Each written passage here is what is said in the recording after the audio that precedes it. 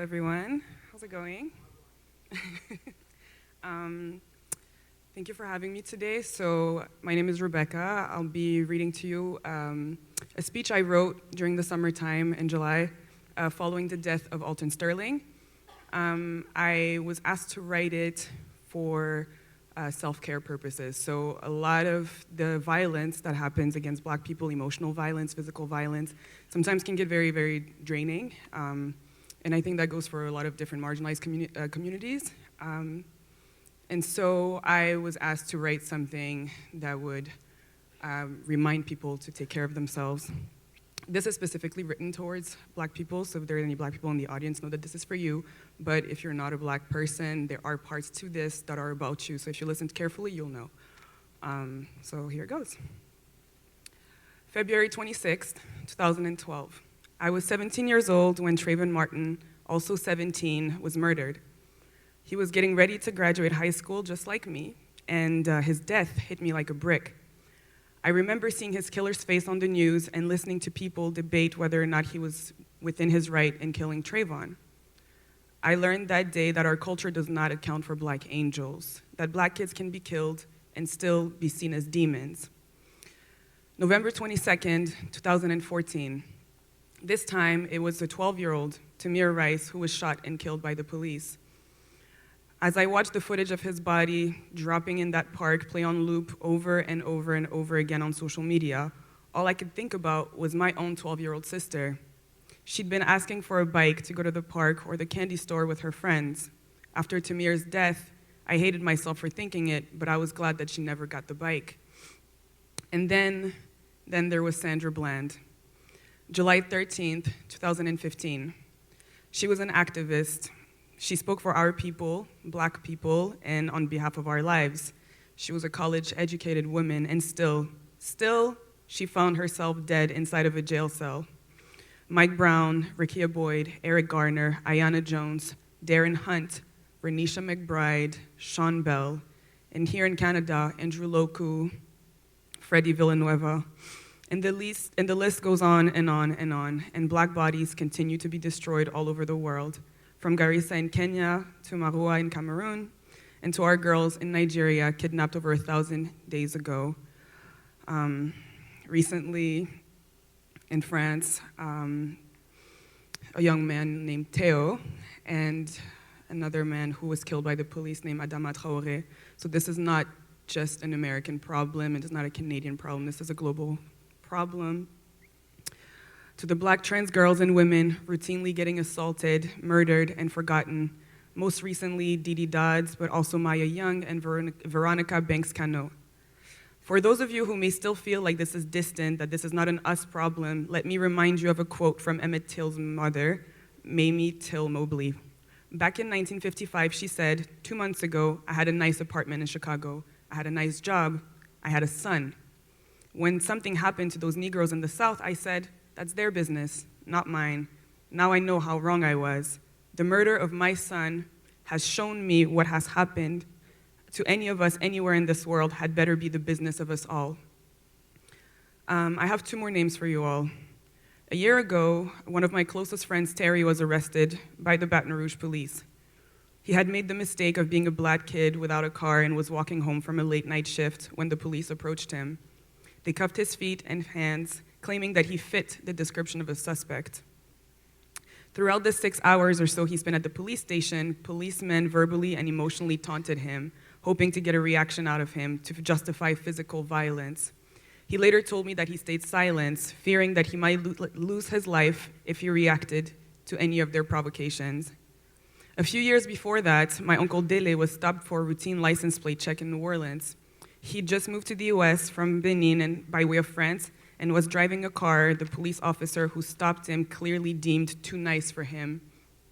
Getting impatient and not knowing any better, my uncle stepped out of his vehicle to ask the officer what was going on, who immediately pointed his firearm at my uncle, ready to shoot. My uncle was unarmed and clueless, but that made no difference. In the eyes of that officer, he was a threat. You've never heard those names because luckily, and I hate to find those situations lucky, but they are, Terry and my uncle survived, even though they both thought that they might die. one for being black and carless, the other for being black with too nice a car.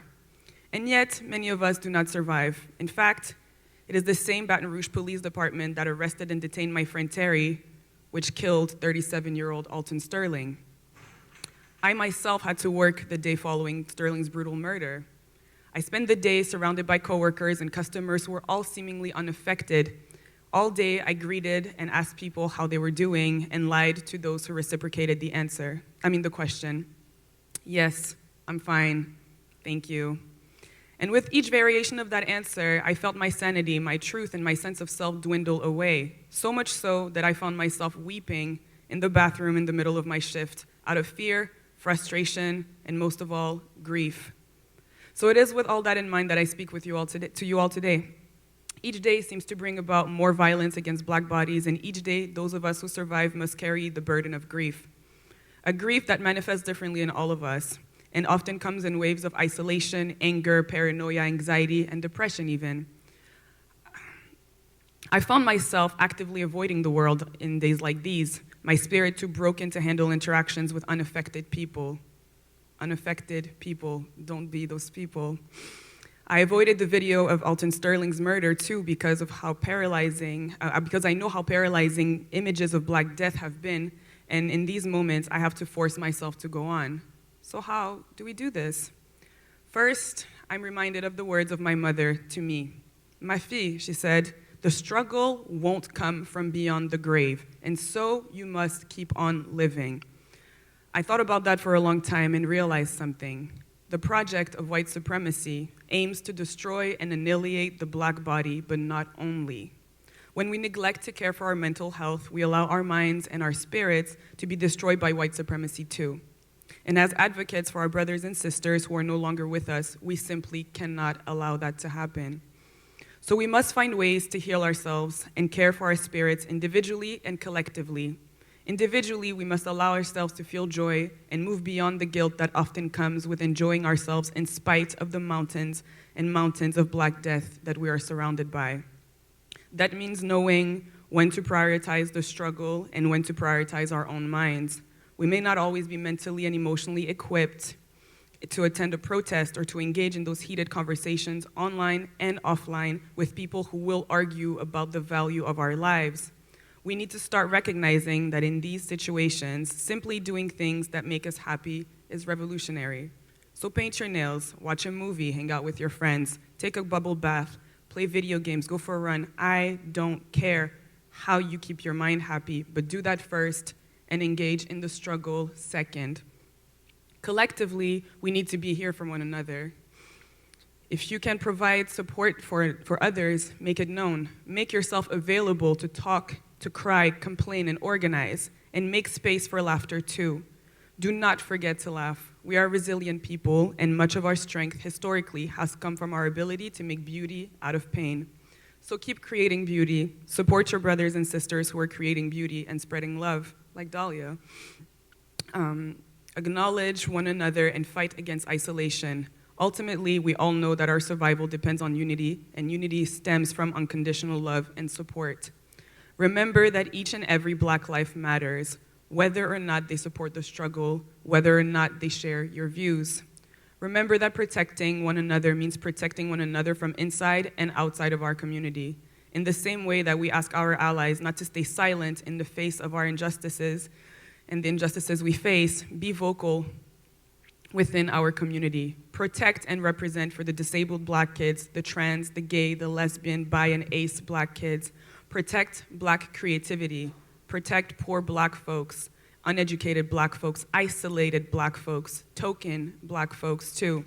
Be there for one another and ensure that we all keep living through and in spite of the grief, in spite of the survivor's guilt, in spite of a world that is hell-bent on destroying us, because our lives matter and will always matter.